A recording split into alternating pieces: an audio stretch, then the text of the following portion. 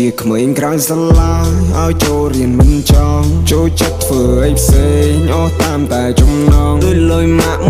$1ដាក់ណែតបាន3តង់ជីវិតវ័យកុមារអស់ហើហើយត្រឹមកង់ដល់ម៉ោងចូលផ្ទះស្បែកជើងក៏មិនមានការបោកខ្ញុំក៏បានយ៉ាងម៉េចហើយអ្នករៀនមុខខ្ញុំភ័យស្លន់ស្លាដូចប៉ូលីសដេញចាប់ចោលគ្រូសាឈោមុខសាលាគ្រូថាខ្ញុំអត់មកអវត្តមាន2-3ថ្ងៃស៊ីអស់2-3ដៃម៉ាក់រត់ចូលមកខាត់ប៉ាប្រាប់ថាកុំអីខ្ញុំយំស្ទើរសន្លប់ភាំងផនអស់ស្មារតីពេលនោះខ្ញុំបិទឈឺមិនមែនព្រោះគាត់វាយ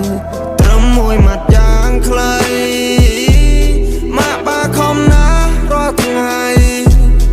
ឯងជាកូនបងអនាគតត្រូវមើលផងម៉ាក់បាចូលឲ្យចំណាស់គ្មានពេលយូរទេកូនឈ្មោះយ៉ាងពេញលេញជីវិតក្រៅសាលាតែមិនបារាជ័យចាស់ឆ្ងាយពីគ្រួសារស្វែងយល់អត្ថន័យពីមុនយើងលំបាកពេលនោះយើងតោកយ៉ាអត់មានថ្ងៃសម្រាកថ្ងៃមួយថ្ងៃរត់តែប្រា